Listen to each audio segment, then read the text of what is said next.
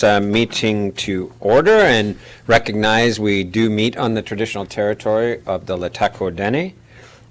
With respect to the agenda, the agenda is as it is. We just have the late attachment for K2 on each of your desks, and I believe that's it. So can I have a motion to approve the agenda? Councillor Runge, Councillor Vic, any questions or comments? All in favor? Opposed? Carried.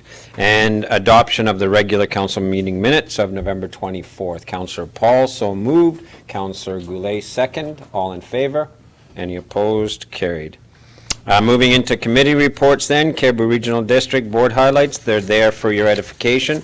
You'll note that Director Wagner was re-elected as chair and Director Massier as vice chair. There was a vote for the vice chair position. It was tied the first time, and then after a runoff, Director Massier was again voted as the vice chair for another year.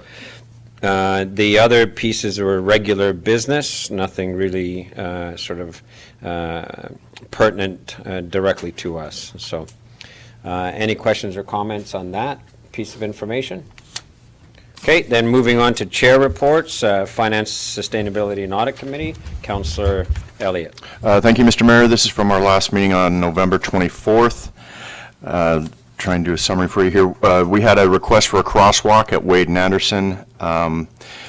It's kind of a sketchy area with people flying around, so there doesn't seem to be any pushback by staff. I'm hoping to have that move forward. We had the capital budget for 2021-25 come before us, and this is the first opportunity for the committee to review the capital budget. For 2021, it's estimated at $12.1 million. And at this point, the carry forwards from the 2020 budget are not included, but council will have an opportunity to see those in the near future. The casino funds that the city receives annually will be replaced, thankfully, by the COVID Safe Restart Grant, and we'll continue to discuss these challenges surrounding the landfill and the building or improvement replacements of the fire hall renovations as we move forward. Public Works Building. With the Public Works Building nearing completion, there are a few outstanding items that have increased the cost. The Salt and Sand Building, which were approved by the city manager. Fencing and other security and IT issues have increased the cost for this project. Further, there will be some shelving, desks, etc. that have to be added. The 2021 capital budget has $350,000 in it to address these costs, and this will be funded from the Public Works Relocation Reserve and savings found from the interest savings because of the timing of the Public Works project. In addition, any carry forward for the original $13 million budget will be added to this capital budget once the amount is known at the end of the year. With the downtown fire hall, replacement or renovation are still options that are viable. There is a possibility of grant funding for the renovation, and if a replacement is the direction from council, the best timing for this referendum may be the October 2022 election.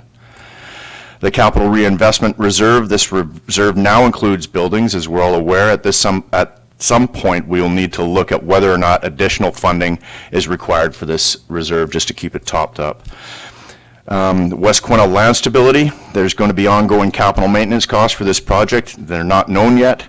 One idea is a West Quesnel land stability reserve. Therefore, whenever the West Quesnel land stability operating budget is under budget, the extra funds are put into the reserve to be used towards capital, or for a year when the maintenance costs go over budget or capital funds are required.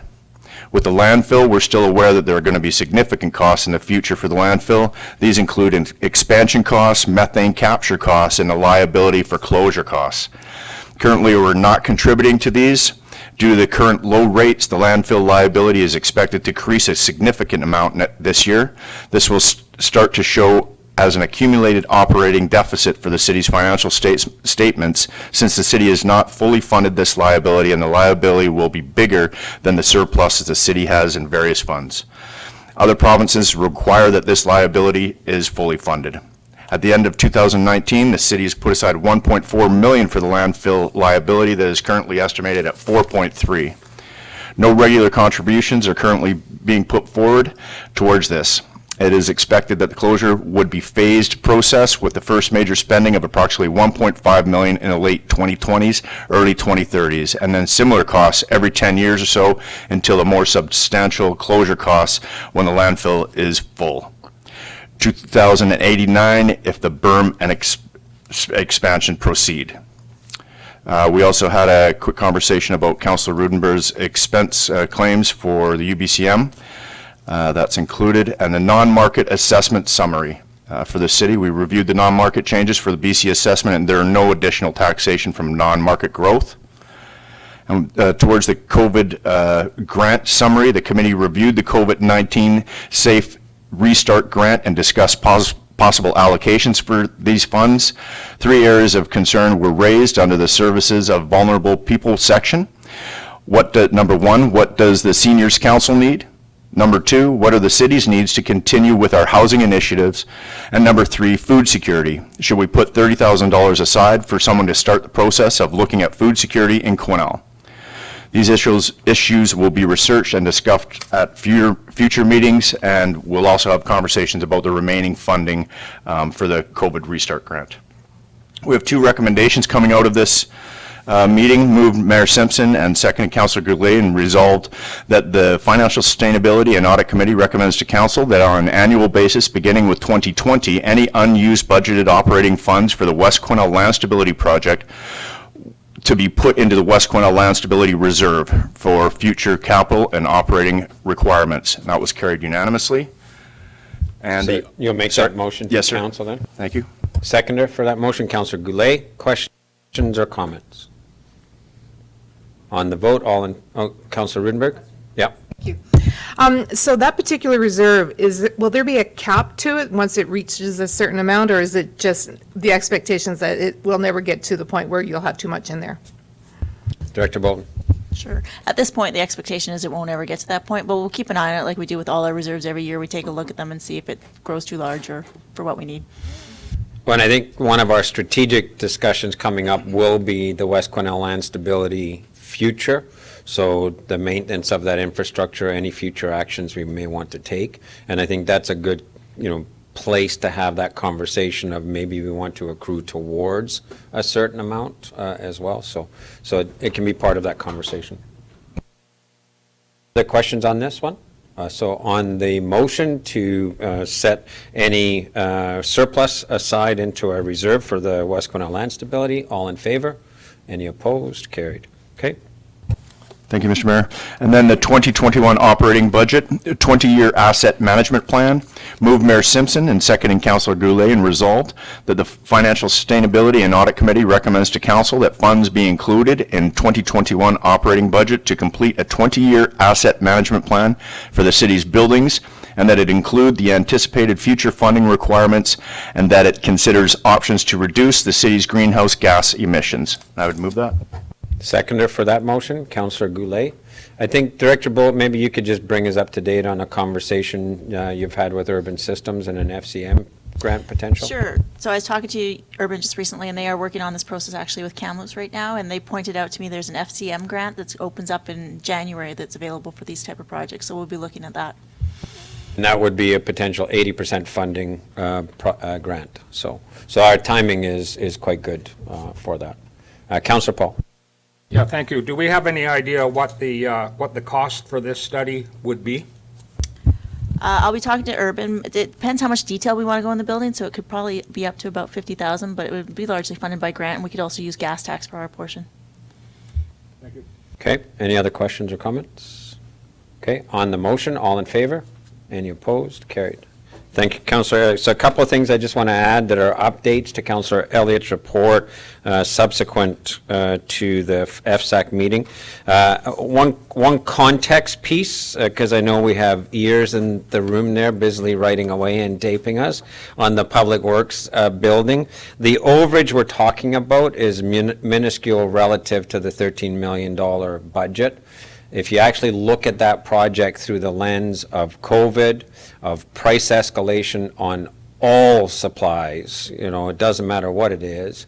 And then the issues that we had on adjusting the front end of that project, because it started right at the height of the early COVID, the actual overage on that $13 million project will be minuscule as well. So, and we'll do a full report on that piece. The downtown fire hall, just today we got notification of a grant, an infrastructure grant that's made available in the emergency management domain. It's one that the city manager has been apprised of with the consultants, and so, we're in pretty good shape to have done the work that we've done and to prepare this. Now we've got to do a little bit of work to sort of take a look at the grant specifications and to decide whether a reno is going to work for us before we put a grant in, because I believe the grant is restricted to renovations. It's not a new build grant. It's to renovate existing buildings that are associated with the cities, local governments, First Nations, and emergency management.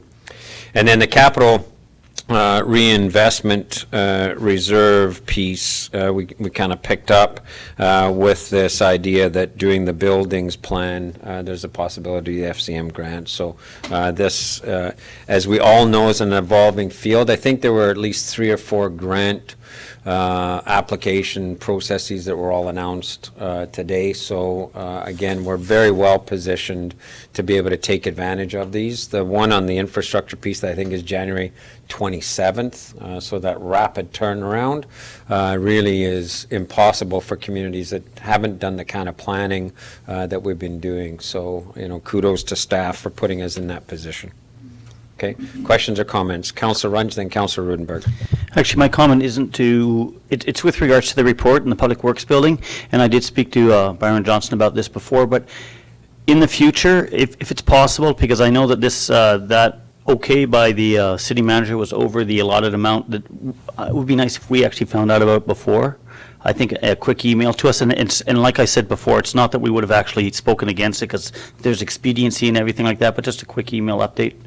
So that, Yeah, I'll let the city manager speak to this. Thank you, Mr. Mayor.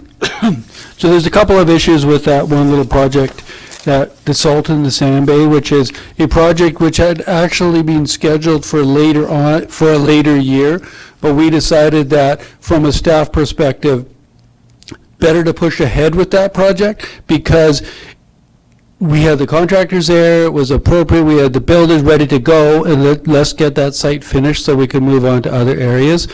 The other thing was that, and it's mentioned in the report, is we thought that the spending over on the project would be offset by reductions in public works spending on the debt, and that did offset that. So while it's incrementally more money on the capital, the public works debt for that 1 year, for this year, was reduced by that amount or by a similar amount.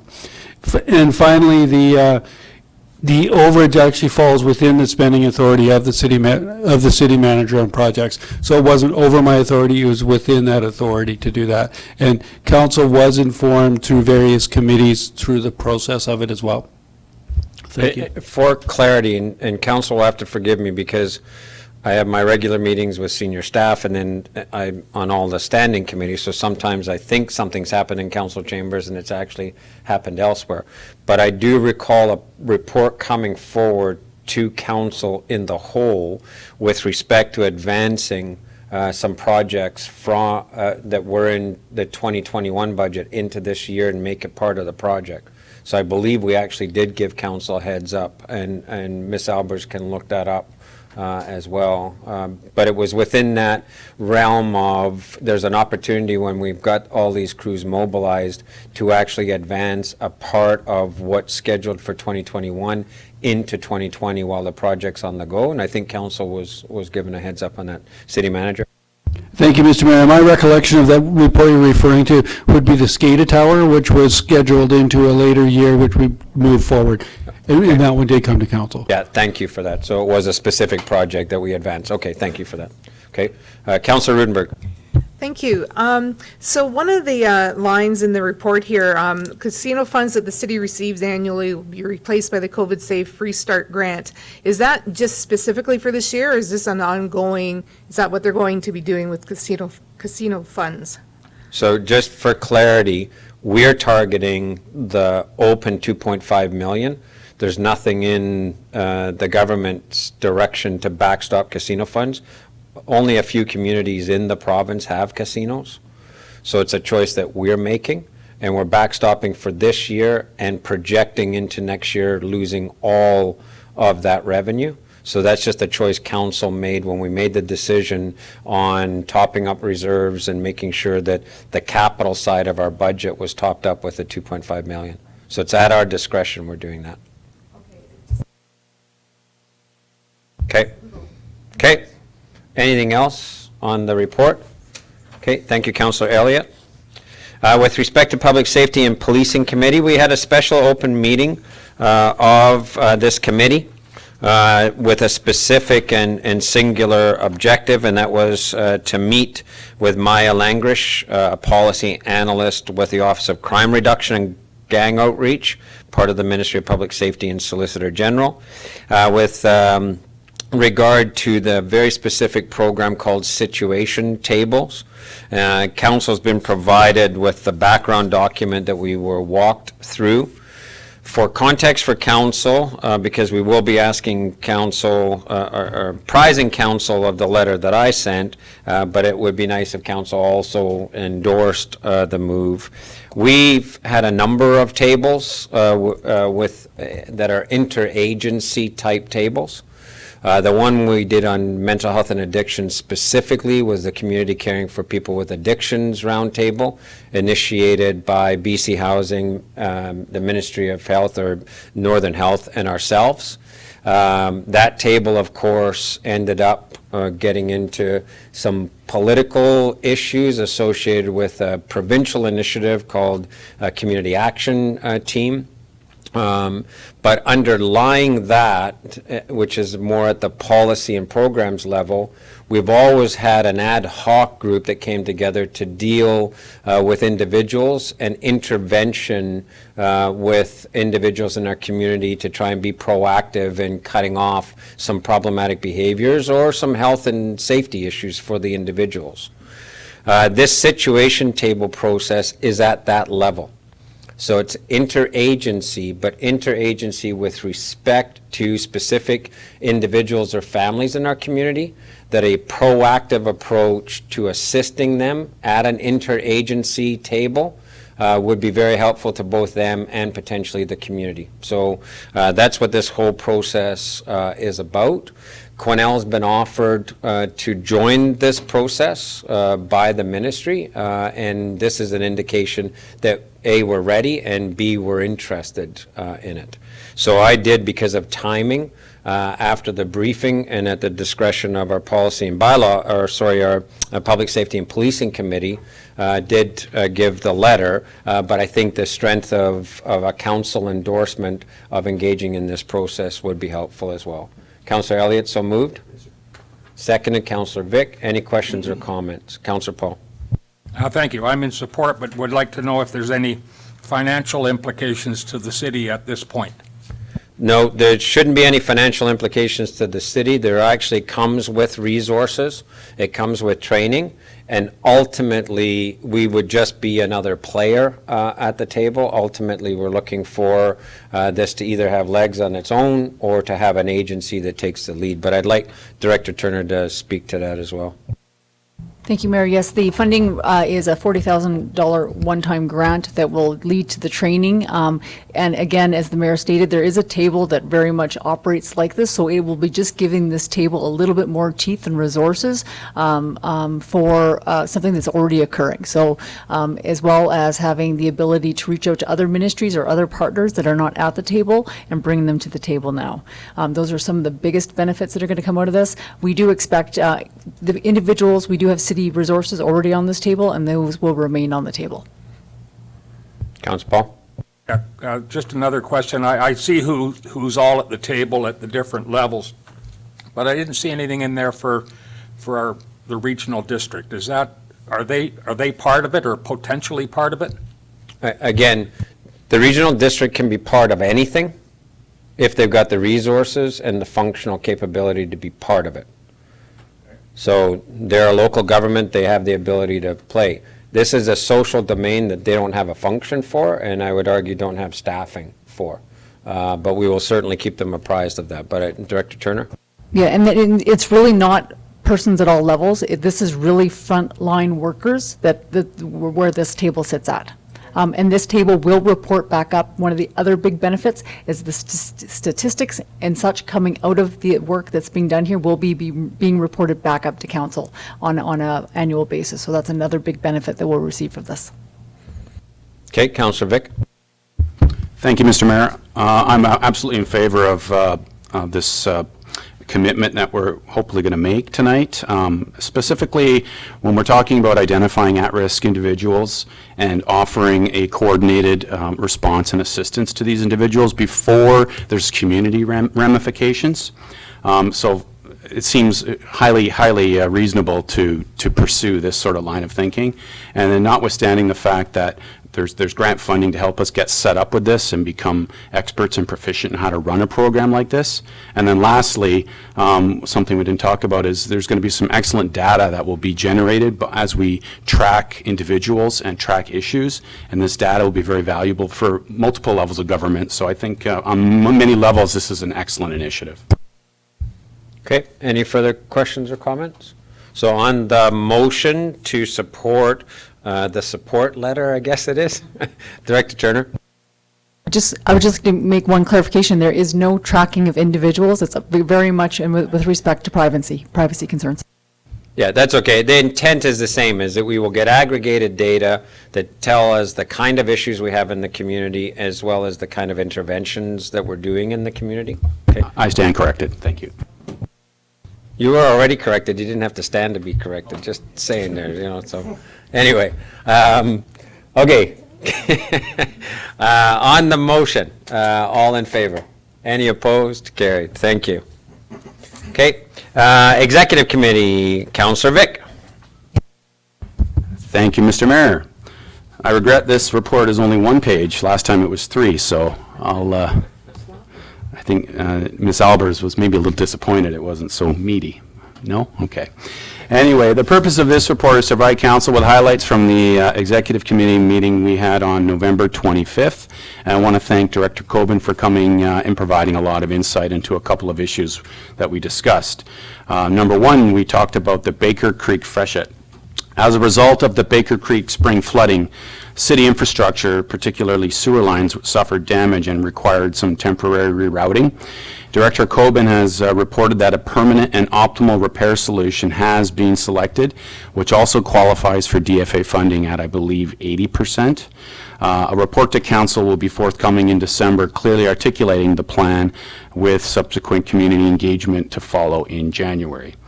Next, Director Coben gave us an update on the Johnson Bridge situation.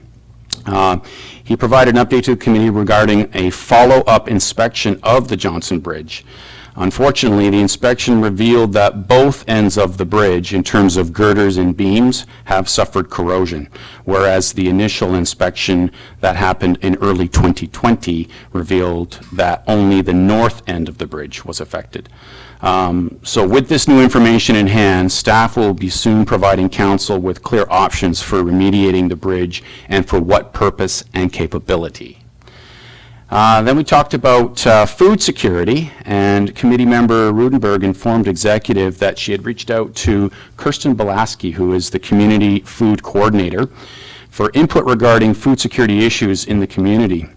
Coordinator Belaski, who is the author of the Quesnel Community Food System Assessment, recommends a series of actions which could address food security issues in Quesnel. Executive intends to connect with Coordinator Belaski, which I can report tonight that I have, and she will gladly attend the next ECOM meeting, and offer some key community members to better understand how resources and programming can be deployed in Quesnel to alleviate food security deficits. Topics for consideration include a more robust food bank, food distribution network, and a sustainable food hamper program. And this conversation is in its infancy and will be proceeding vigorously, even at our next ECOM meeting.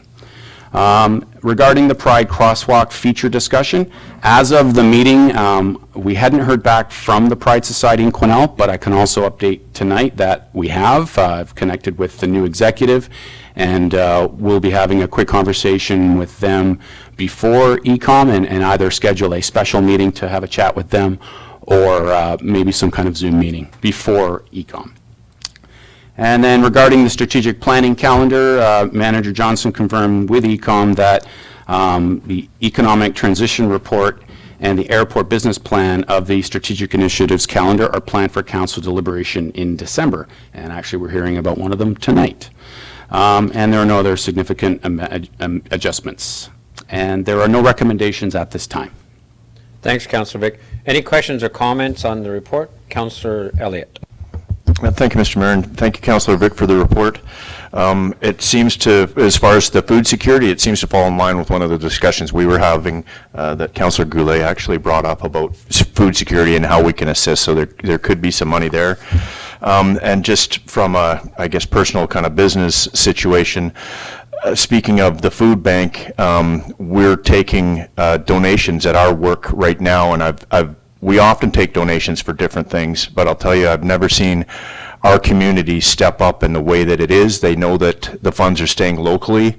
People know that it's a really challenging year, especially with COVID, and I'm really proud of how the people are stepping up, as I mentioned, and I'm hoping that maybe other businesses might be able to jump into that too. But thanks for the report and the work. Okay, just a couple of quick things from me with respect to the food security. Because of the crossover, and to honor Kirsten's time, I'm wondering if it's better just to get in front of council, or do you think it's worthwhile just having the ECOM discussion and then council? Because we've got the crossover here, and I think food security is going to be part of what we pick up. I was just reading, an article about how local governments all over Canada are starting to pick up the lead on this and that coordination function. So, Councillor Vic, what are your thoughts about how best to position the work that she's done? Well, I absolutely hear you with regards to her time. She's already committed to me to attend ECOM, and she's also committed to come to council. Okay. She would do both, but having heard you say that, I think the ECOM meeting would be really great for FSAC members to join as well, because there is a lot of crossover there. The reason I thought it would be great to have her come to ECOM is just to help appraise us of some of the core elements of that food security discussion, and then we could synthesize some of that and bring that as a recommendation to council for a broader discussion on maybe some recommendations. Okay, so if we treat it as a bit of pre-work in advance of the delegation coming to council. So and I see Councillor Rudenberg. So what would be good, because in delegations, as you know, Councillor Vic, we don't make decisions, but if we can align a recommendation coming out of ECOM with the work that we're already doing around AFSAC and various other things, so that when we get her report to council, we can take her as a delegation, but then your report with respect to food security could come to council so that we can inform our budget if there's budget implications, okay? So we'll try and align that in our agenda then, okay? Councillor Rudenberg. Thank you. The other piece that I can add to this is she spoke to Rotary last week, and so there is a recording of her 15 minutes or 10 minutes, whatever she spoke at Rotary. So I could forward that to the committee members just to have she spoke quite eloquently about what she does and some of the issues in Quesnel. So it would just be another piece to add to it so that when you actually have her in front of you, you have questions that you can ask. Yep. Okay. So that's one item. The other is for council's edification on this Baker Creek freshet. I think it's very important, and the city manager and I were talking about this today. So the city manager and staff will be meeting with some of the residents over at Baker Creek who are impacted by the last freshet. We're going into this winter with what feel to me to be record high water table heading into the winter. That water doesn't disappear over the winter. So whatever happens next spring is going to be on top of that water table. And I know the CRD is ready. I mean, their Emergency Operations Center was open all summer on flood. It's still open today. In fact, there was just another warning out for one of the roads just south of us, folks up on the bench. It's very important for council to be very clear on what we do and we do not do as a local government in these circumstances. So I've asked the city manager, he's going to bring a report forward on this to help us be very clear, because it is really easy to wear your heart on your sleeve on this, to commiserate and, to really feel for the people who are impacted by this. But the implications for the city as a whole and for our tax base as a whole, if we start to make commitments and promises to people who live on water, moving water, is quite beyond the pale. So I would just caution council as this kind of ramps up to be really careful in our role as a council and the role of local government in flood mitigation, flood management, and in some of the issues that are associated with flooding in general. Because we can really build traps for ourselves, and I would argue that, the council in the city of Quesnel has built traps for itself before with diking programs and riprap programs. I think the last riprap program we did was $500,000 to protect a couple of houses. And we have a very, very firm policy now that the local homeowners have to be engaged in that process and foot that bill, okay? So when the city manager brings the report forward, I would really caution council to make sure that we're crystal clear on what we can and cannot do and what we should and should not do with respect to flood management, okay? The other piece with this, there is part of the grant that came out today, some grant funding for flood-related issues that we're going to try and understand better where that may or may not help us and what we can and can't do around that. So this is a big area of concern, I would say, for all of us going into next year. Okay. Anything else on the Executive Committee report? Okay, thank you. Councillor Vic, you're back on tap again for the Seniors Council. Thank you again, Mr. Mayor. So, I'll report on two meetings that the North Cariboo Seniors Council recently had. One, both on November 25th, one of which was an AGM. And I guess I'll just quickly say regarding the AGM, that the fact that we had the AGM was great news. It was challenging with a Zoom type situation, but I was absolutely, as the liaison from the City of Quesnel, I was completely blown away by the participation. It wasn't just the board members that showed up. There were lots of community members who dialed in. I've never seen a more full Zoom call in my life. It was really excellent. So I'm happy to report that the board has been renewed. We have a couple of new board members, a couple of board members who have moved on, but the board again is very strong. One notable change I'll mention is that Daryl Petzel, who is the Northern Health Services Administrator, still wants to be involved with the council, but he is going to take a liaison approach, as I do and as Director Backmeyer does from the CRD. And then Dr. Fine will still be a board member, a director. So I'm really pleased to report that that board is in excellent shape, more robust than ever, and the fact that a great board election occurred. It was even competitive in a couple of cases. It was just fantastic. So happy to report about that AGM. So regarding the meeting that preceded that that AGM, a couple highlights I'll just bring our attention to. Regarding some of the work that's been done this year, I've been reporting all along, but I just wanted to put some figures in front of us here about some of the work that's been done. I've talked about the freezer meal program many times, and I just wanted to report to council that as of today, 1,150 freezer meals have been delivered to seniors from the work done by the NCSC, and there's still 250 meals to come. And I'm again, just amazed at that huge accomplishment. Again, regarding the yard working grant, which I've talked about numerous times. The NCSC has 61 clients in our community, and over 215 hours of yard work was done for seniors who needed it. So that's an example of the really excellent programming that the NCSC has undertaken. And they've already got things cooking for the coming year. So they have, I'll tell council that there are new grants they're applying for, the first of which is through Community Foundations of Canada. They're applying for an $8,000 grant to produce or to do additional freezer meals. They're also applying to Four Rivers Co-op for over $13,000, and this grant announcement is imminent, and this will be to launch a snow removal program for seniors that require it. And then the United Way Northern BC division, there's a grant pending for $7,300 for a taxi voucher / handy dart voucher scheme to assist seniors who need assistance with travel within the community. And then I'll also mention that Anna Rankin, our housing coordinator, has been helping the council with a pending gaming application, along with the president and the treasurer of the NCSC, to hopefully get a small amount of funding for some office support, and that could work in conjunction with any support council deems appropriate with our discussions with funding for the NCSC.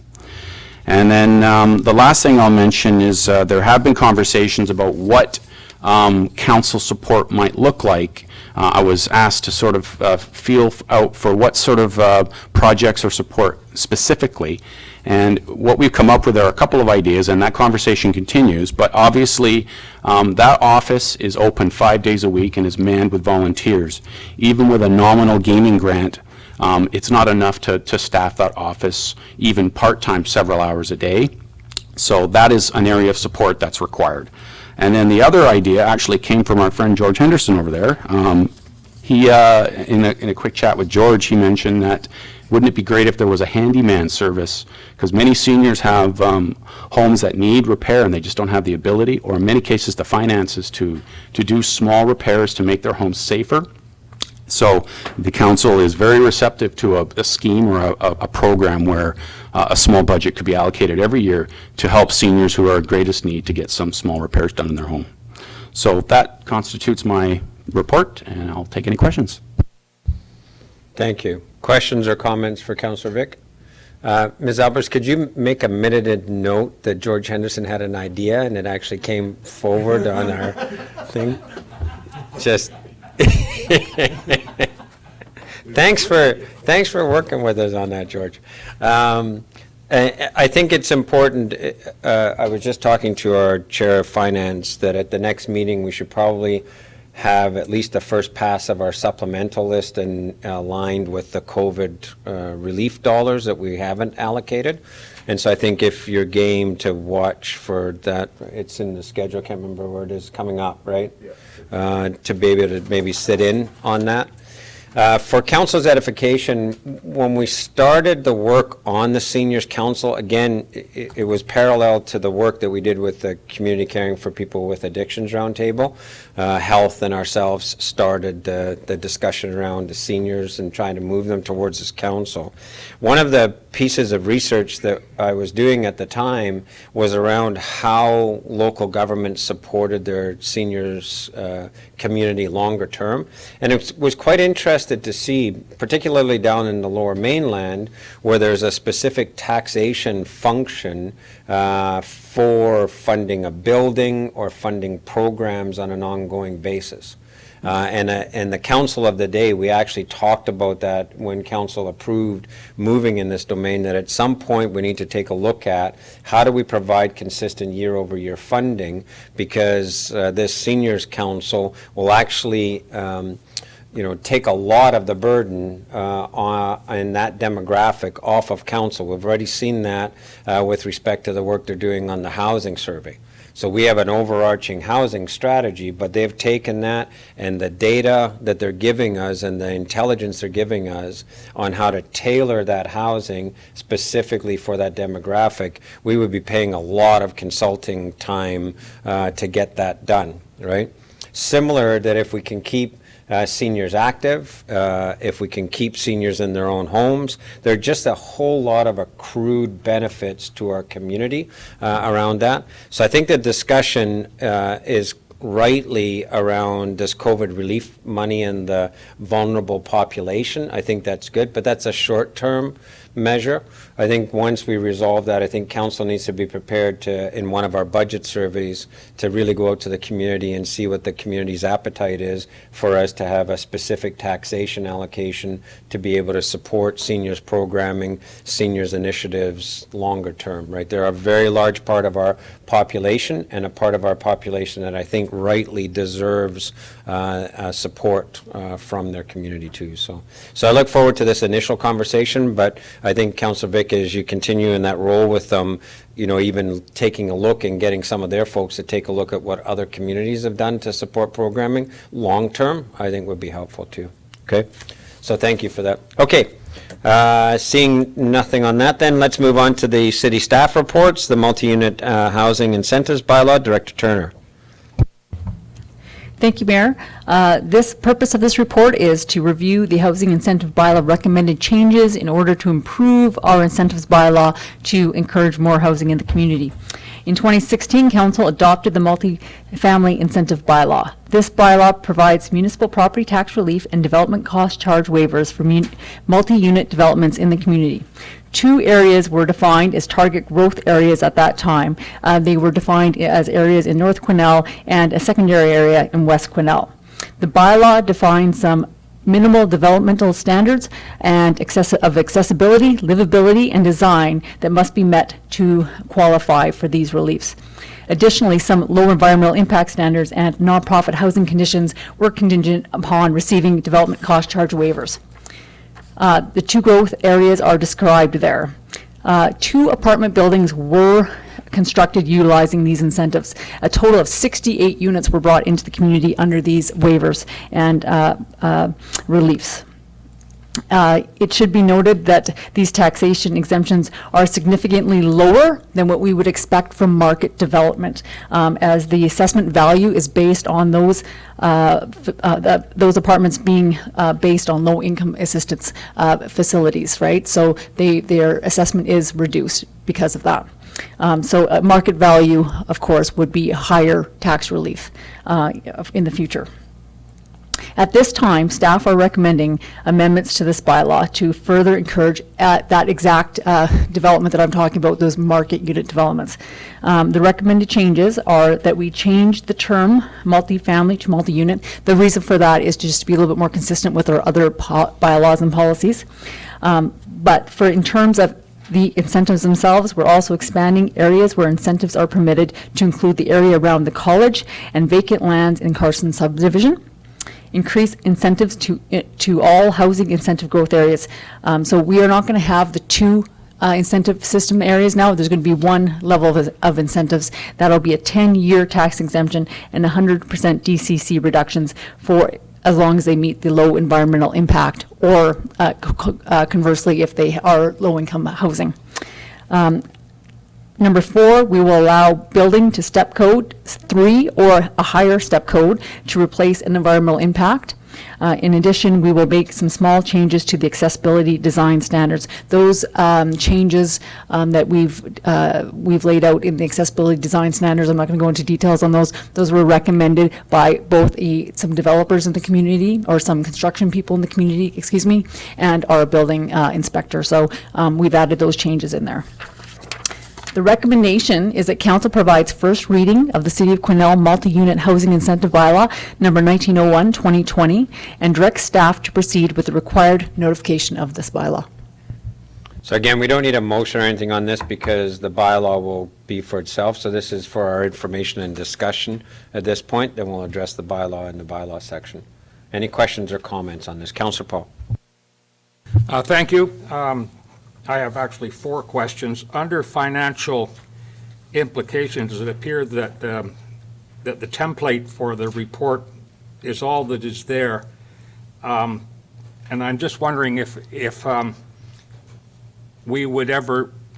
could we ever know what this program, I'm in favor of this, by the way, but it would be good to know what this program means in missed taxation to the city. So, And- Councillor Paul, you have on page 36. Page what? Page 36, an explicit example of the pre-existing ones. So I'm not sure what else you're asking for because staff can't give you. Thank you, I didn't mean to refer to that section, my apologies. Okay. Yeah. Sorry, I wasn't quite done. It wasn't the actual municipal portion of the taxation. What I was going to ask, if you'll allow me to do that, was that construction or buildings under this program would still be subject to, when they're building permit fees, connection fees, utilities, and recreation is also another one because it's not part of the municipal taxation picture, is it? That's where I was going with that. But Councillor Paul, how can staff do a projection forward unless we know the specific buildings and the specific projects? So if you refer though, that's why I'm saying, if you refer to this table, it shows you 2 projects that have already been completed underneath this. We've waived effectively for the Kickinall building about $30,000 in taxes over the 10 years, but as it's indicated here, the future life taxation for that is already in the report. So I'm not sure how you can ask a question of staff for something that doesn't exist. I'll try to be as absolutely specific as I can so that you're not so perplexed about this. For Well, instance, I have a job to do as chair to make sure that staff are not asked questions that they can't answer, Councillor Paul. So try and ask a question that isn't a future projection for unknown projects that's specifically asking for some numbers or tax forgiveness or whatever the case may be. That's why you've been given this table to show 2 projects that we do know. So try and ask an actual question that actually can be provided an answer. Okay, here we go. To staff, will utilities be charged as per normal for these projects? Yes. Question number 2, would building permit fees as per normal be charged for these projects? Yes. So Councillor Wait, Paul, okay, again, one I'm more going to question. stop you because as a long-term councillor, which you keep reminding us, this is DCC relief and property taxation relief. So to go through a list of a whole bunch of other charges that we charge normally in the city and ask if they're going to be charged shows a complete misunderstanding of the bylaw. The bylaw is crystal clear. Only 2 places does a new developer get relief if they meet the tests in the bylaw. 1, DCC, 2, our property taxation on their assessed value for 10 years. All other charges will apply. So that answers your long list of questions. You need to understand the bylaw in front of I you. understand the bylaw, Mr. Mayor. You obviously don't by your No, questions. you're making it seem like I don't. Okay, here's one more, and that is frontage taxes. Are they shown as a simple tax, or are they separate? They would be charged frontage tax. Again, Councillor Paul, this bylaw is explicit. You claim you understand it, you obviously don't. The only thing the bylaw gives to people, and it's important for everybody in the community to understand it, notwithstanding your lack of understanding, is the bylaw is explicit. DCC, so development cost charge relief, and municipal portion of property tax relief for 10 years. That's it. Your lack of understanding of that is shocking. Councillor Runge. Actually, in fairness, an estimated value could be 7.2 million in a market value.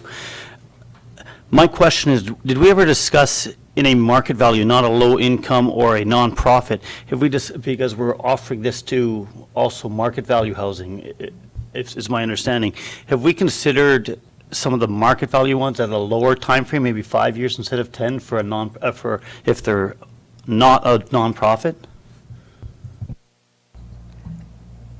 No, we have not differentiated that. And to be honest, our call to try and encourage market development right now is going to be contingent upon us giving these kinds of reliefs from our experience in other Yeah, communities. for clarity, so that council understands the context for the market side, is that, and again, council should be aware of that from our housing strategic plan, we have a huge issue getting over the construction costs and the return on investment for money that can go anywhere in the province. So that's what we're trying to address. With respect to the two that we've got in the hopper, that was explicitly because the previous Liberal government would not release social housing funding for communities that weren't offering these kinds of incentives. So that was the initial stimulus, was we were not going to get social housing in the community unless we offered an incentive package like this. The former Minister Coleman was very specific about that publicly. This is really notching it so that we're making sure that we are addressing a generalized market concern where there's a lot of money floating around there for housing developments, but if we don't address the fact that we've got to get a better ROI, then we're not attracting that money. And that's why the longer term is being recommended for this, as opposed to parsing it out and doing shorter terms. I think at one point we talked about even a 2-year or, whatever. We talked about whether we want to go shorter, but that longer term relief is really the key. The other piece sitting on top of this, though, that all council should be aware, is that we also have the issue of unserviced land. This is not addressing that issue of unserviced land. And our housing strategy report clearly points out that getting a return on unserviced land, so you've got to go in and subdivide, you've got to pull utilities, you've got to put roads in. We're not in the marketplace for that yet either. So we've still got a lot of work to do. This would be really, and that's why you've got the geographic areas where we've got service land in North Quesnel, West Quesnel, and then you've got that extension now recommended by staff and recommended by the committee to take a look at where we've got pretty large chunks of unserviced property, okay? So we are putting some unserviced property under this program as well, where quite frankly we've got the largest potential for some infill development in one of the areas that's walkable community into our downtown core, etc. So, okay. Okay, any further questions or comments? Councillor Paul. Yes, thank you. Is there a point where we might feel that as more of this subsidized housing comes on stream, that it might jeopardize the market of non-subsidized rental accommodation?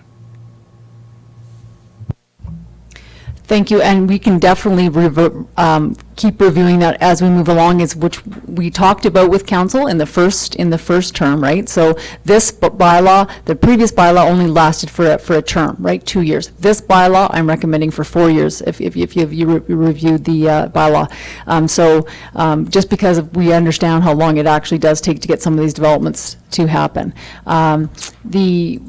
We will be definitely bringing it back to council at that time to say, okay, where are we at here with multi-unit housing? And again, Councillor Paul, we've had multiple discussions around that balance between social housing and market housing, and part of that will be in some of our land determination.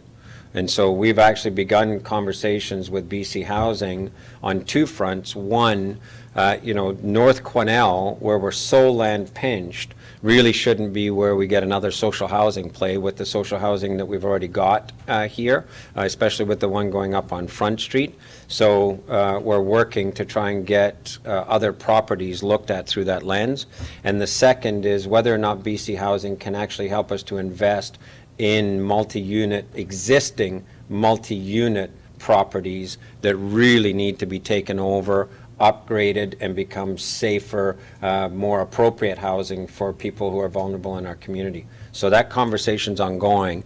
This really is us ramping it up so that we can grab that market housing investment that's starting to move around and that we desperately need. Okay? Director Turner. One other point that should be made is that this is not only for new builds, this is also for renovations of buildings to create, you must create new units would be the key, right? So, and that's just important because there is a lot of buildings as well in the community that may be looked at for conversion to some multi-unit residential units in some of our larger commercial buildings in the community as well. Okay, so any further questions on this? We'll deal with the bylaw in the bylaw section. Okay, next then, Director Bolton on the general liability insurance for snow removal contractors. Thank you. The purpose of this report is to request council to approve the addition of 2 of our snow contractors to the city's liability insurance by the way of a service provider agreement.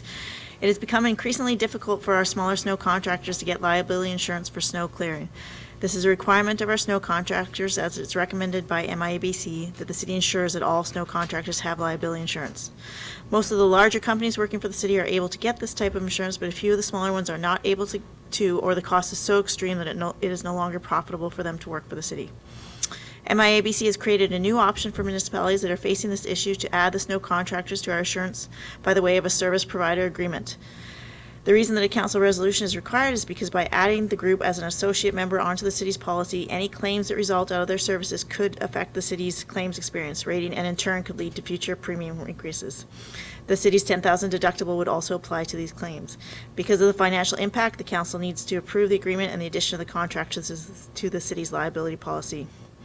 Discussions with the Director of Public Works Operations confirmed that these contractors are needed. They tend to be our go-to contractors during any snowfall. So the recommendation 1 is that council approves the service provider agreement between City of Quesnel and Kelly Kirkland. Yeah, Director Bolton, I'm just Yep. going to stop you because the recommendations are very explicit as Yeah. required. 'Kay. Let's deal with the general intent before we actually get into the recommendations. So are there any questions or comments on us taking this course of action or needing to take it? Councillor Runch. Yes, thank you. And it's new to us here, so just a few questions. Claims history of, because we have specific people here and because we're taking that, the liability is actually moving to the city then, should any claim happen. Do we follow what their claims history was in the past? Like, are they not getting insurance because they've had something happen? And I don't want to, it's just, as long as it's being looked at. And then my second question actually was, should something happen to one of those or one of these contractors or our own city people, how quickly does how much would that claims discount cost us? Like, if they had a little claim that was, let's say, $15,000 or something like that, what is the overall cost, or do we have an overall cost increase to our insurance then in the future? Like, would that be significant? Like, because it goes to, maybe we just give them a incentive to pay for their insurance. Yeah, so the challenge is we've had some of the insurance providers in town look for insurance for these guys. They just can't get it. They just can no longer, like, it's $8,000 to $10,000 for them to if they can possibly get it. It's just, they can't get it. That's why MIABC has created this program, because we're not the only municipality facing this problem. So these contractors have both worked for us for a significant amount of time, and as far as I'm aware, they've had no issues, As far as how much it affects our liability insurance, we have multiple claims every year, and our insurance doesn't change by much. So it would really depend on the size of the claim and what happens, right? Any other questions or comments? Councillor Paul? Thank you. I'm just wondering to staff, if a third contractor needed to be hired, or if one of these contractors was to go out of business, would we have to come back to council for another approval? Yeah, so we've already set up all the snow contracts for this year, so this is all we'll need for this year. You're right, something could happen, though, and at any time we add a new contractor, we're going to have to come to council for a new resolution. So the question that I have on this is explicit to snow, but we also have other contractors or other people that we bring in with equipment contracting. Would they be looking for the same kind of service? So it's snow clearing is the issue. That's the thing they can't get insurance for. So we haven't had issues with other services. Yeah. Okay. Because there is a trend to not insure contractors across a broad range of issues. I know the forest sector had that with harvesting contractors, road building contractors, et cetera. So this may be the beginning of something where we're going to have to pick up this tab for other contractors if necessary? Okay. Councillor Vic. Sorry if I missed it. So the $2,000, we're going to cover that insurance premium hike? We're not going to add that on to the subcontract or the We're in contract? discussions right now with them of how to cost share that cost. Okay. So I guess it would be an up to 2,000 then? Okay. Okay. Any further questions on the general situation that we're confronted with? So then, on the specific recommendations, the council approves the service provider agreement between the City of Quesnel and Kelly Kirkham with the date set out in the service provider agreement. Can I have a motion? Councillor Paul, so moved. Councillor Vic, second. Questions or comments? All in favor? Any opposed? Carried. And then with respect to the service provider agreement between the City of Quesnel and Best Backhoe, again with the date set out in the service provider agreement. Councillor Run, so moved. Second, and Councillor Goulet. Questions or comments? All in favor? Any opposed? Carried. Okay. So the next item for council's edification is one of our strategic initiatives discussions. And so this time, we did need to tidy up some business in advance of us having a strategic initiative discussion. In the future, we may just actually have an agenda item that's just explicit to that topic. The purpose of this, as Councillor Vic, as our Ecom chair, pointed out, we have a list of very important conversations we have to have over the next little while. And it's really in the form of exploratory conversations. There's not a real intention at this point, unless it becomes crystal clear that council is going to make some very specific decisions. This is to educate council about the issue, to sort of look at what some of our options are, and then to continue to give further direction to staff. But if there are times that we come up with something that says, yeah, we should definitely lock this down, then we're free to do that. We talked about the fact that some of those discussions will be special closed. This was actually booked as a special closed meeting because we weren't sure how far we would be talking about agreements with third parties or how far we would be talking about issues of liability and so on. But when the city manager and I both saw the report coming from staff, we looked at the report and felt that there was nothing in the report that really met the test of the community charter for an in-camera discussion. So we're comfortable having that discussion that's not in camera.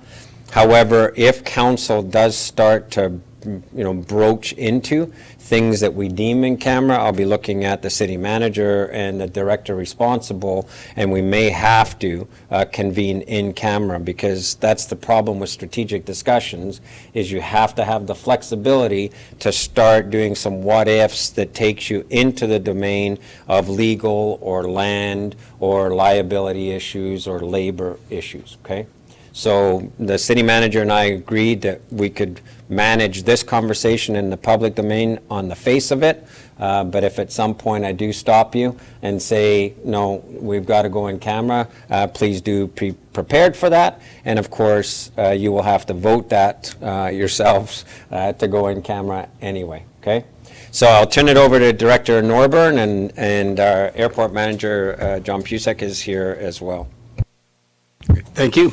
The purpose of this report is to provide information to council regarding the management of the Quesnel Regional Airport and to identify potential strategic initiatives that will improve the airport's long-term viability. The report provides an overview of the recommendations of the 2015 Airport Business Plan and provides an update of actions taken to date, provides an update on recent factors that have impacted operations at the airport, most notably the COVID-19 pandemic and the actions taken to date, provides clarification regarding the status of the airport, and provides an overview of the pros and cons of maintaining our certified airport status, as well as the option of becoming a registered airdrome.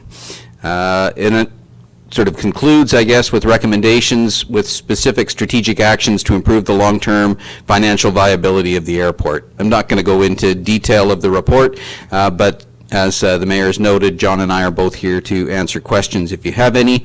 The primary conclusion of the report is that while the COVID Safe Start State Restart Program can be used to support the airport and allow it to remain sustainable during the current COVID crisis.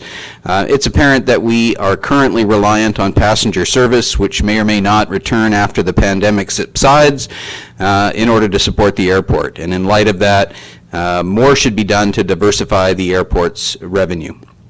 In recent years, we have attempted to attract commercial tenants and establish more aviation-related activities at the airport. However, the daily demands of operating the airport have made this difficult. In recent weeks, the Airport and Transit Supervisor has shifted focus to work on pursuing new revenue streams, attracting new commercial activity, and increasing existing revenue sources, recognizing that whether or not commercial flights return to Quesnel or whether or not the airport remains certified, it is important that diversification of airport revenues be a priority. Within the report, there are 10 proposed specific actions, and the report basically is provided for information, but as the Mayor noted, certainly if there's input from Council in terms of, or direction from Council, then staff will take that direction. Thank you, Director Norburn. So the floor is open for discussion. I think for the public's edification, this report is available on the city's website, so all the details are there and fully available for anybody who wants to read them. Did we, I believe, invited the Northern Directors to the meeting? Did we get that invitation out? Okay, so I had asked specifically so that because they're now a contributor, so that's okay. I mean, in a COVID situation, things are awkward, but I wonder if we can make sure that the report actually goes to them at Council's request so that they're just informed of our dialogue and make sure that we keep that dialogue open. Okay, thoughts, questions, beefs, bouquets, you can do everything except throw rotten tomatoes at them. Councillor Elliott.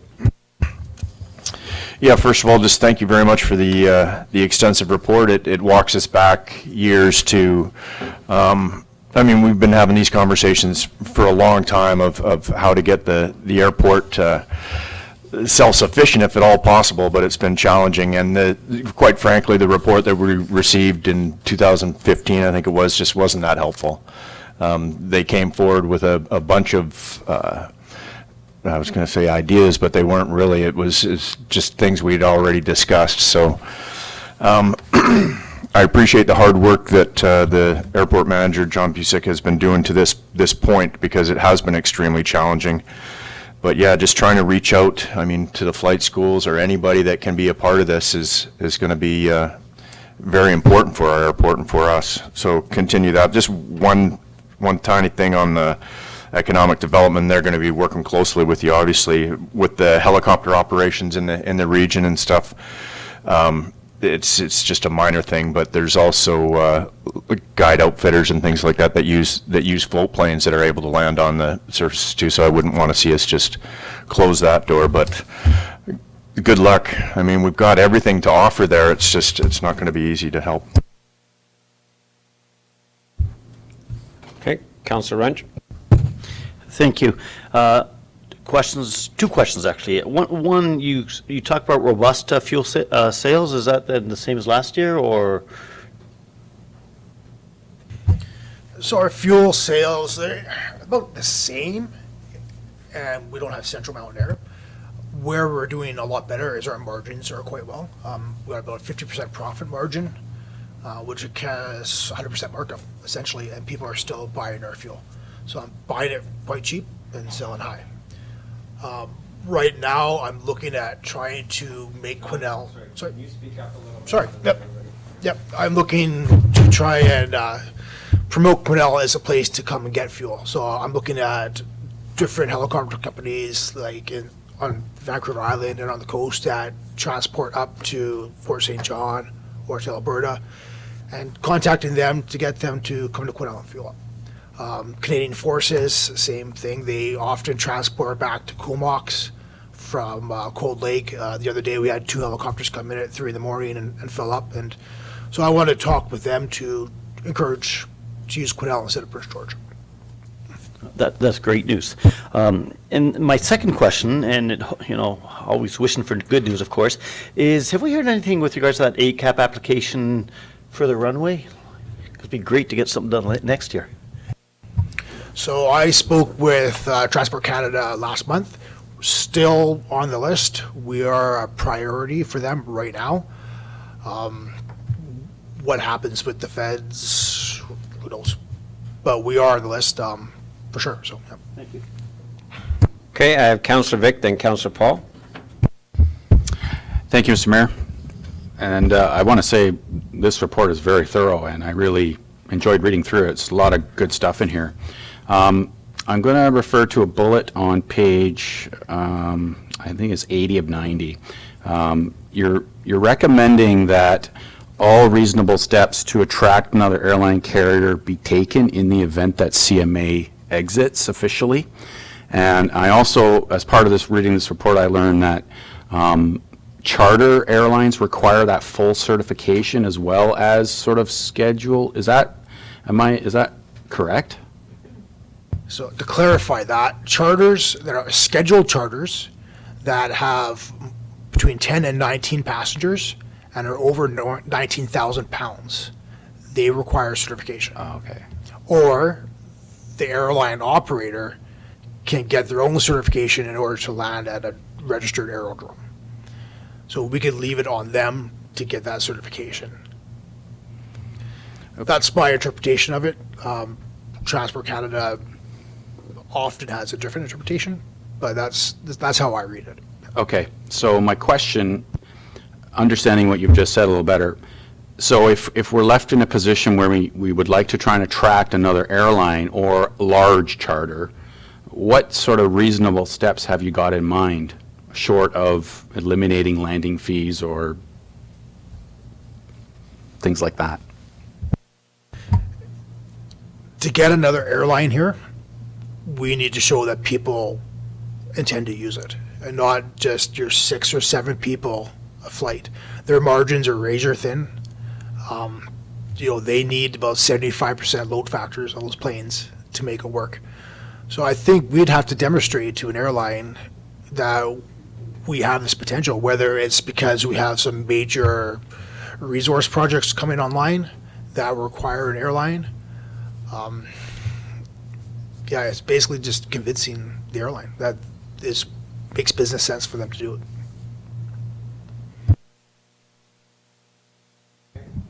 Councillor. Yeah, thank you, Mr. Mayor, and thank you, Mr. Mayor, for bringing up the bit about the CRD participation. I think that as paying partners, they need to be invited to the table to discuss these strategic discussions and plans. This is an excellent report. It covers pretty well all the ground that we've covered for probably the last 10, 15 years. This is a living document that we need to see through COVID, because obviously it's difficult, if not impossible, to plan under the cloud of COVID. So we're going to keep this document alive and breathing as we move forward. So Councillor Ungen, a second. Anybody else got a first time? Okay. Councillor Goulet.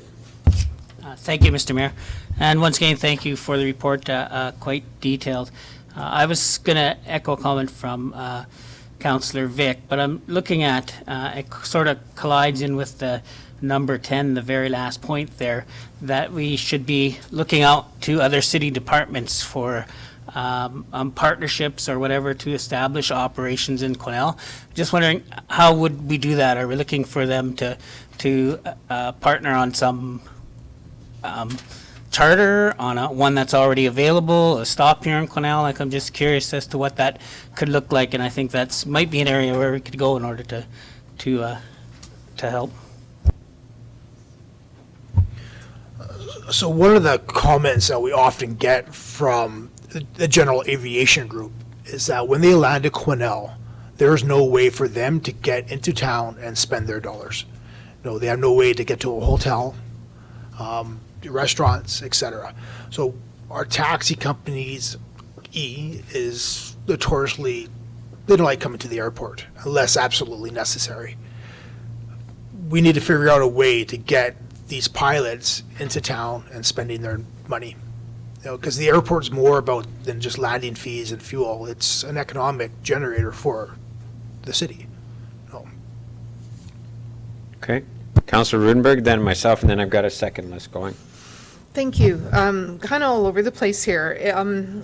Interesting today on social media, there was, I'm not sure if it was an ad or whatever, but it looked like an ad asking if people were interested in a flight school. And I didn't read right into it whether it was local or whether it was actually in Vanderhoof, but it was advertising, are you interested in learning how to fly? Or do you need a refresher on your license? So that was actually on social media today.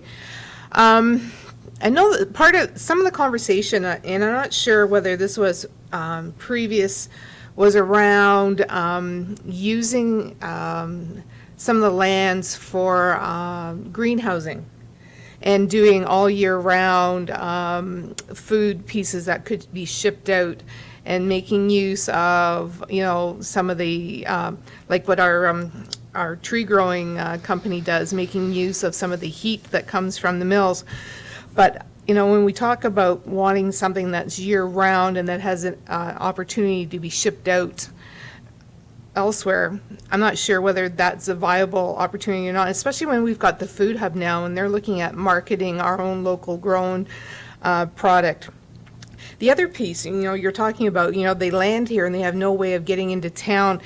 So what just twigged for me all of a sudden was, so when we land in Vancouver, you have hotels that actually will send a minibus to pick you up and take you to your hotel.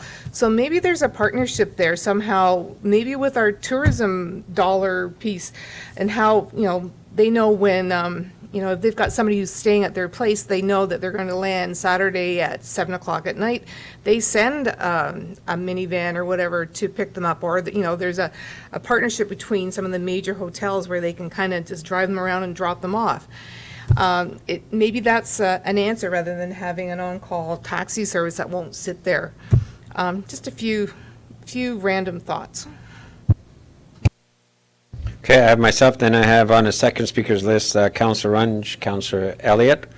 So a couple of things. I had to say that I choked hard on the bullet at the top of page 77 and sorry, on the one at the bottom of page 76.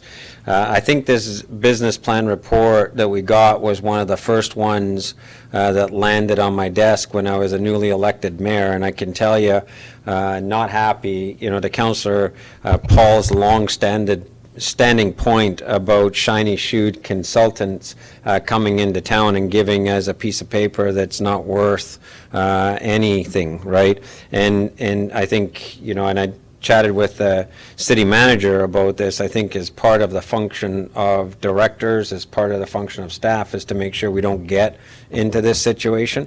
It's pretty hard to swallow when you get comments like, that the business plan is roughly equivalent to telling a business that in order to increase sales, they should get more customers, and that the ideas in the plan impractical, unrealistic, and unlikely to increase air traffic. So I think it does characterize the report, and that was my comments at the time, but fortunately, I think we get very, very, very few of that kind of report now.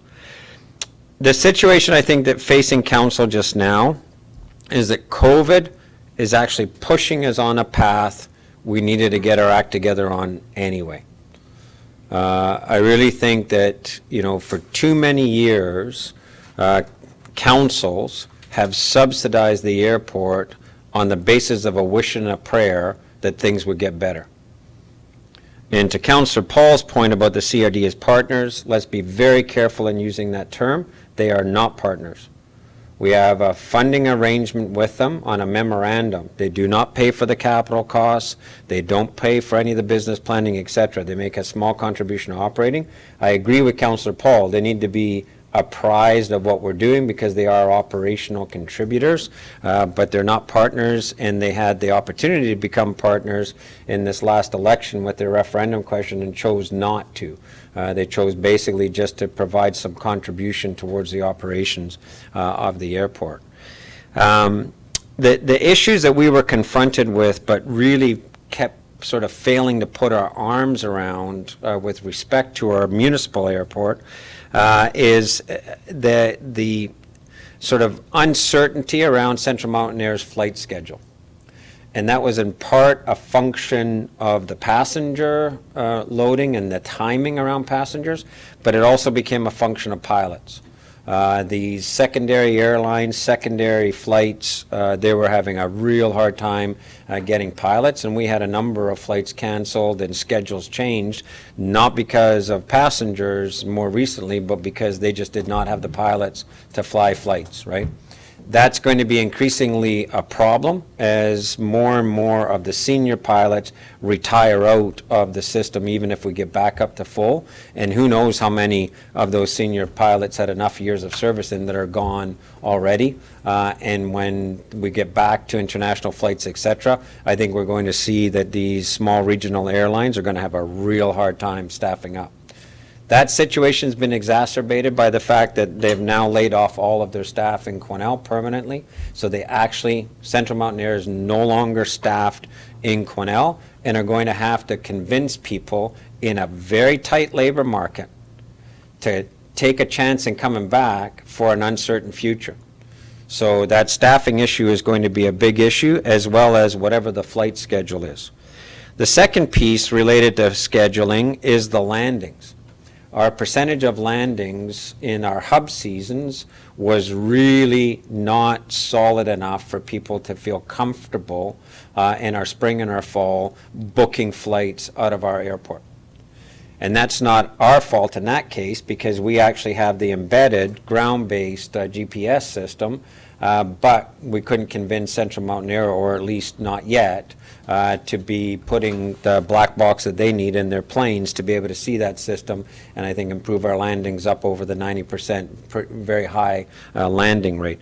So that uncertainty actually built in what are peak seasons of flights, people saying, yeah, I'm not going to take a chance, I'm going up to PG, or I'm going to even fly out of Kamloops or Kelowna. And I know more and more people chose to fly out of Kamloops and Kelowna over the last couple of years than ever before. The other piece of that with the fog situation is we were getting a lot of complaints about people getting stranded.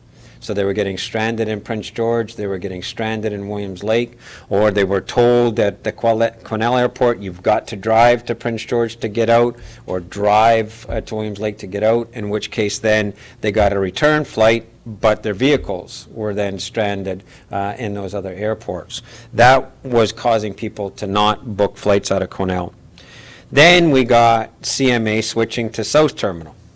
And when they switched to South Terminal, then a lot of our business travelers who were going elsewhere beyond Vancouver wouldn't take the flights because it meant twice through security, it meant difficulty with their connections as well. So we actually had a lot of business travelers who we lost if they had connections issues. And then the final piece that we were starting to talk about is the whole issue of transportation. And John's pointed out, you know, that ongoing issue of taxi service or car rental service just to get in and out of town. And, you know, I think John, you know, pointing out that even now, when we've got overnight, you know, charter flights or people coming in for refueling and rest, we still have that issue of how the heck do we get them back and forth to town so that we maximize that.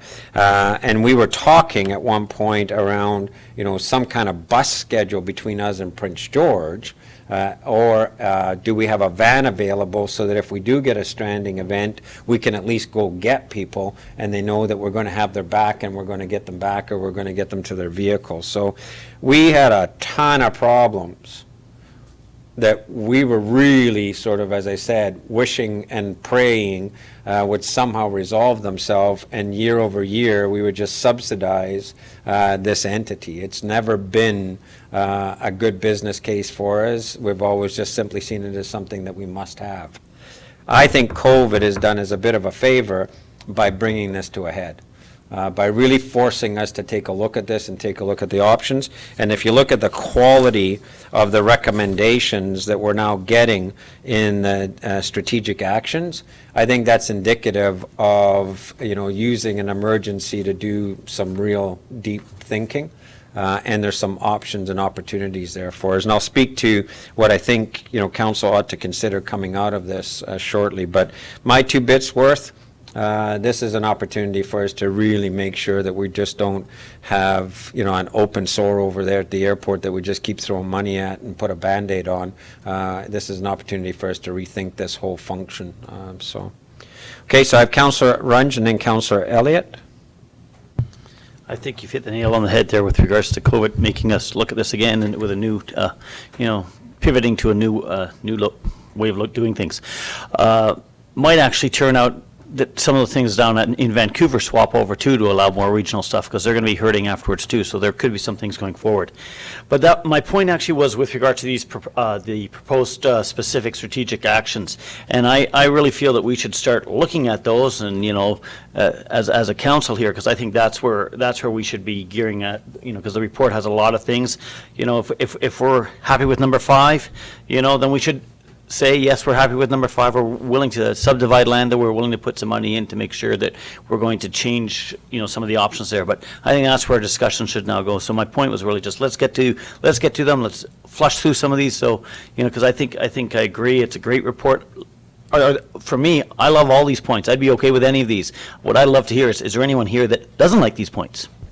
Yeah, and I want to come back to the action piece, because I'm of a kind. I think, it's moving forward is important. So I've got a suggestion of how we might move forward on that. Councillor Elliott.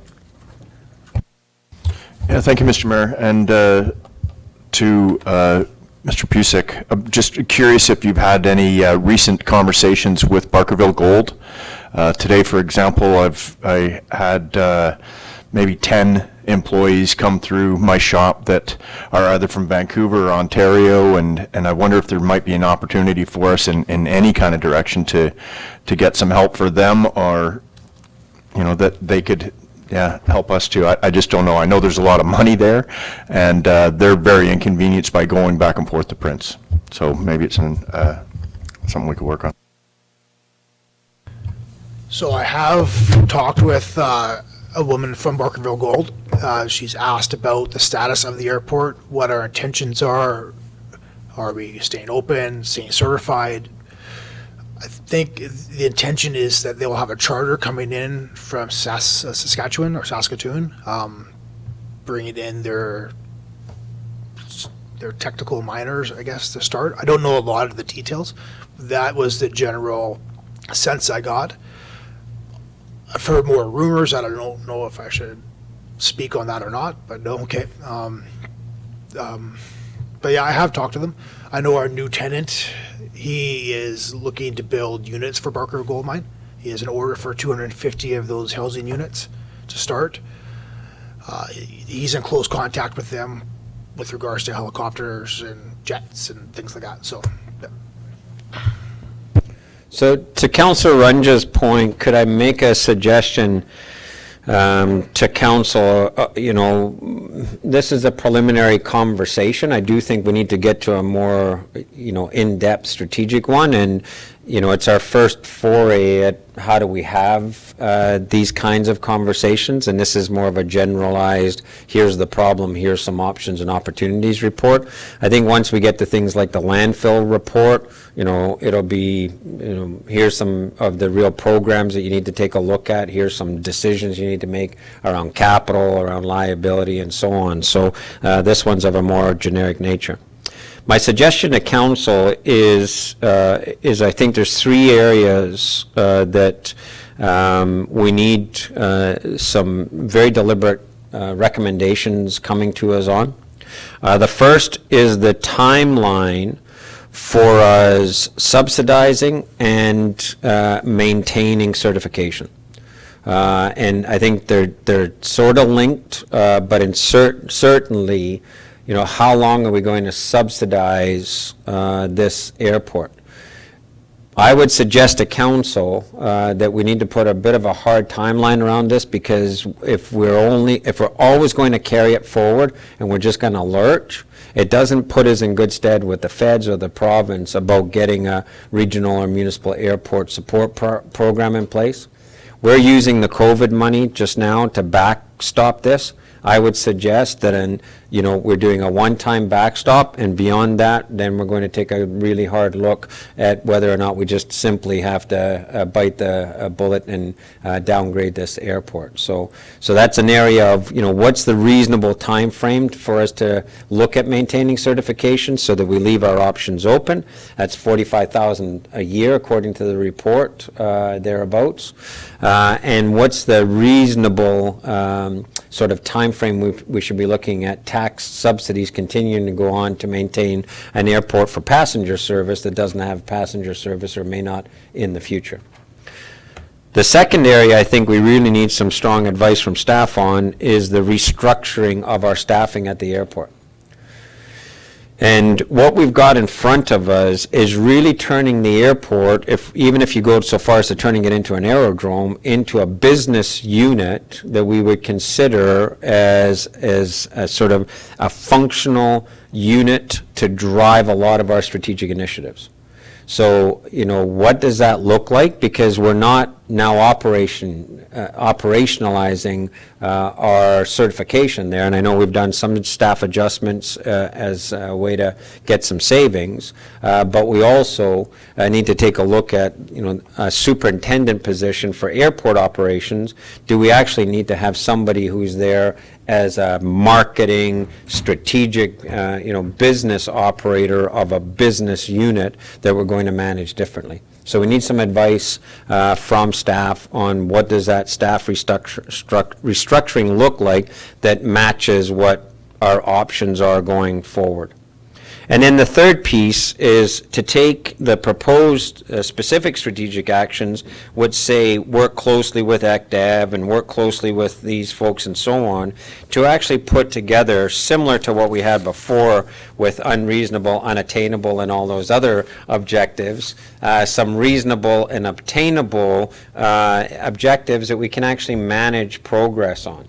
So to, Councillor Elliott's point, it's very easy for staff to have a conversation with Barkerville Gold and to really outline what they think their needs are and what kind of airport we would have to have available to meet those needs. The idea in here, for example, and John's even enhanced on it more, that fixed wing and rotary wing that transits over our airspace, but has in the past been stopping in Prince George for refueling and rest. How realistic is it that we can attract some of those folks in the town, and what would it take for us to do something with that? So would we have to have a van at the airport that when we get these booked flights coming in, we have a driver available to get those folks into our downtown core? That's just a what if, but is it something we would have to consider? If you take a look at the subsidies we're actually putting into the airport that are kind of lost subsidies in order to maintain passenger services, we could actually potentially put some of that money into enhanced services for an alternate sort of flight arrangement that may actually get the community a lot more benefits. And then taking these strategies, and actually I would suggest to both John and Jeff, is that take a look at our strategic plans and our transition strategy, because I think that idea, and Councillor Rudenberg alluded to it, so we're going to be opening a food innovation hub that's going to be looking at food processing. So is there an opportunity for direct access to a marketplace for some of that food that we may end up processing out of there? Our Forestry Innovation Center is working with our First Nations partners to look at alternate forest products that probably will be created on a smaller scale than we're used to and in more specialty niche. So rather than rail or road transportation for that, would air transportation be realistic? And then some of the other pieces around our destination tourism, if we if we look at ourselves as a destination for people to come to, which is happening more and more, how does that work with things like charter flights? How does that work with rotary businesses that can take people up into the backcountry? All of those things. Really sort of start taking a look at that. We had an interesting conversation a while back with the CCTA, the Cariboo, Chilcotin Coast Tourism Association, about getting some help to actually develop what they refer to as products. So a product for the CCTA is, a fishing guide that can offer a 3-day guiding program on the Quesnel River. That's what they regard as a product. So if we can actually work with our tourism and marketing team to say, are there some specific products, to Councillor Elliott's point, like the guide outfitters, where people would be interested in maybe coming into town and either using our airport to fly out to the product, or actually there's enough bodies that would come in to experience the product, a guided snowmobile tour up in the high mountains in the winter, that you could actually get a charter flight coming in, 12 people, 10 people coming in to go and experience that. So I would like us to see more discrete details and more what-if scenarios, but I do think some suggestion on a timeline for how long we subsidize and how long we maintain certification. What's the window that we need for best flexibility? Some idea about how we would restructure staffing if we're going to turn this into a business unit that needs much heavier marketing, much heavier customer relations, and then an alignment with the strategic plans and transition strategy we have now with how the airport, if it becomes a very active aerodrome, actually starts to tick some boxes of how do we get people in and out of here, including the transportation conundrum that we keep relying on a taxi service to serve that will never serve. And I think we just have to be realistic about that. Our taxi services in town won't serve the airport the way that we always hope they will eventually serve. So that would be my suggestion to council in terms of moving forward. And as city manager, I just want to check with you to see if that seems reasonable or if there's anything else that needs to be covered off. Thank you. So the intent then would be bring these recommendations back to council, or we could take it forward, framing that discussion a little bit further to Econ before, and if there are gaps, then we could point it out at that point in time, right? Before Yeah, it I comes think back if to us. council's comfortable, if that's the frame of the discussion, I do think it's better to do some of this work in committee to really flesh it out, make sure it's tight before it comes back to council. I think Ecom's the right committee to do that with, if Councillor Vic is good with that. Does that work for you then? Okay. Councillor Runge, did I see your hand? Yeah, thank you. For me, I agree, we do have to have some sort of timeline, but we do have to also know if Barfell Gold needs it certified. That changes, some of the things. So there's some things that kind of get, we have to know before we can make those timeline decisions. Yeah, that's why I don't think we can make the decisions here. I'm suggesting that staff go back and try and line some of these pieces up so that we can make a more reasonable decision. Okay, sorry, I saw somebody with a hand. Councillor Elliott.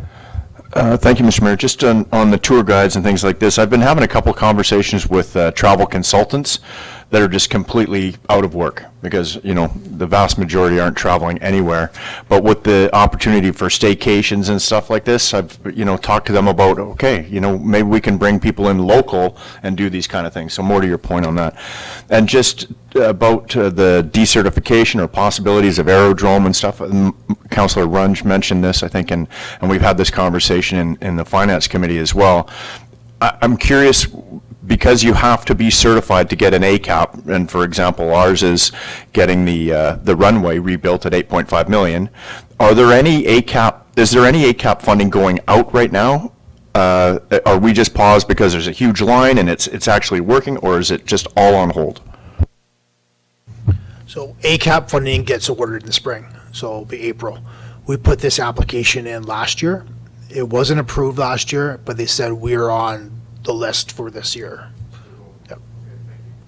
And I think for edification, this ACAP funding, so the Airport Capital Funding Grant, is predicated on passenger landings over the 3-year period. So we really have a narrow window if we don't get a passenger schedule flight again to sort of capitalize that. But I would add then, what would be the capital vulnerabilities, I think, need to come forward in the report too. So what would the future capital vulnerabilities be if we did give up the opportunity to access Acap funding? But John, could you clarify what are the requirements for BCAP, for the British Columbia capital funding? So BCAP isn't determined on being registered or certified. They do look at passenger numbers, but they primarily look at forest firefighting, and they look at your medevacs, and then the environmental impact is their criteria. So there's still the possibility of eligibility for that kind of grant funding. And I think too, and again, correct me if I'm wrong, but I think too, we can also target it if it's just part of our economic development and our transition and so on, we can just target it as an infrastructure project as well if we need it. Is that correct? I mean, there's nothing that precludes us in some of the infrastructure grants that are there. I think given that the city is the full owner on that, we certainly could do that. We have all those regular avenues open to us, right? So. Yeah, and I think if it was positioned within the context of transition strategy, ECDEV, so on, if you take a look at, for example, Ravi Kanlon, who's now the minister responsible for economic recovery, part of his task is to try and figure out what economic recovery looks like with respect to infrastructure investments. So if we've got a game plan for that airport that fits with our economic transition strategy, a COVID comeback kind of thing, then, infrastructure, I think, can be found in other ways. I've got Councillor Rudenberg and then Councillor Runge. Thank you. So one of the things I just twigged when you're talking about the triple CTA and needing to market a thing, I think sometimes, we talk about this lots about it'd be great if we had,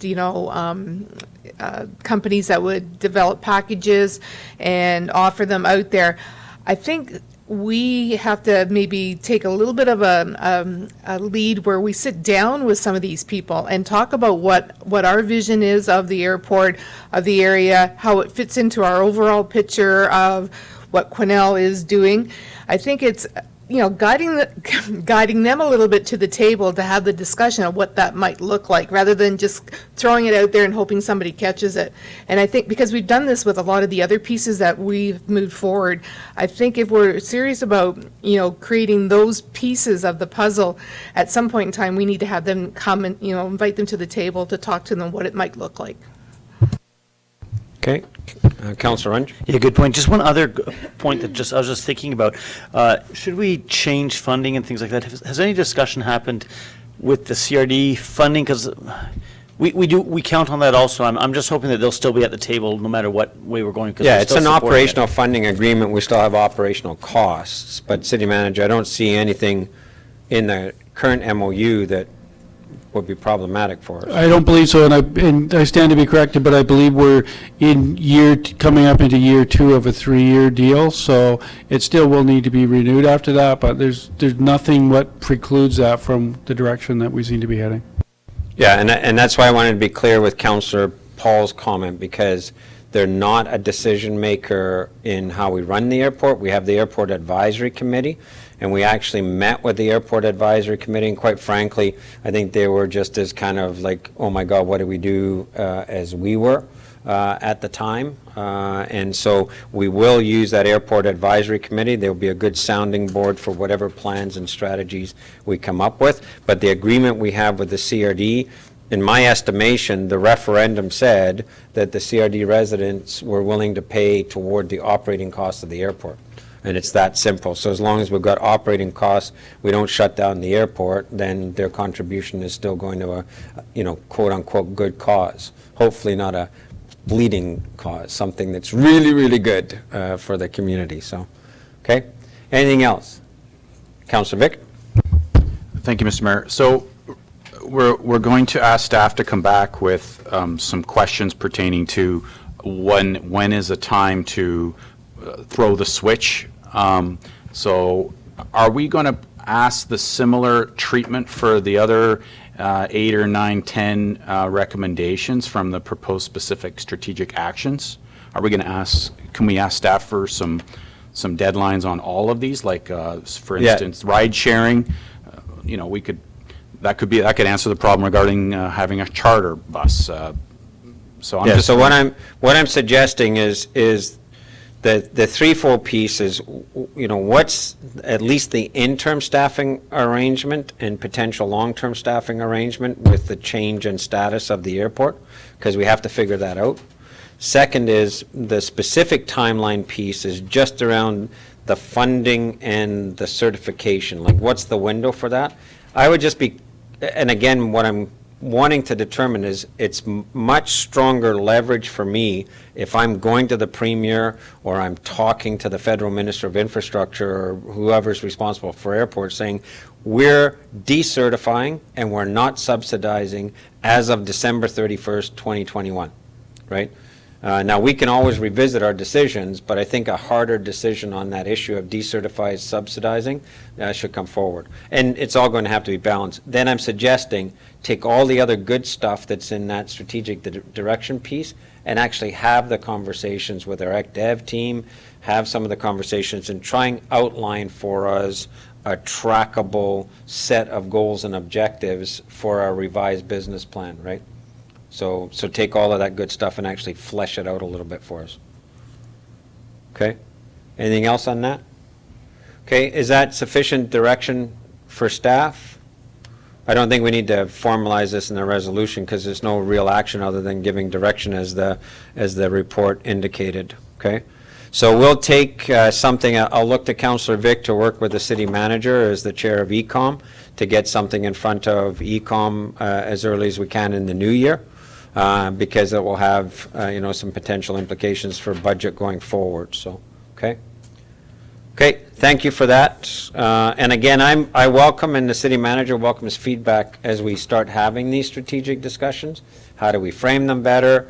How do we make them more meaningful for council? Because it's a bit of a new venture for us to sort of spend some time digging in the full council chamber, so. Final piece of business tonight, Bylaw 1901, multi-unit housing incentives, first reading. Councillor Elliott moves first reading. Seconder for first reading, Councillor Vic. Any further questions or comments? All in favor? Any opposed? Carried. Okay.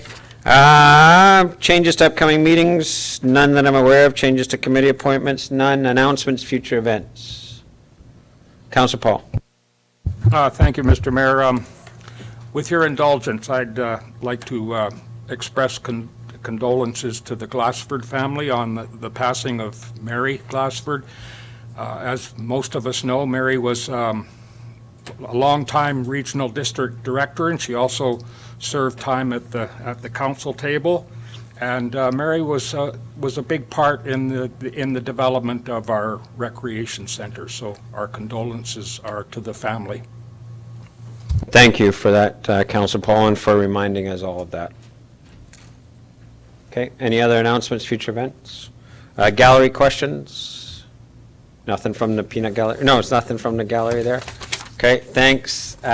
Seeing nothing, can I have a motion to adjourn? Councillor Runge, Councillor Paul, all in favor? Any opposed? Carried. Thank you, staff. Thank you, council.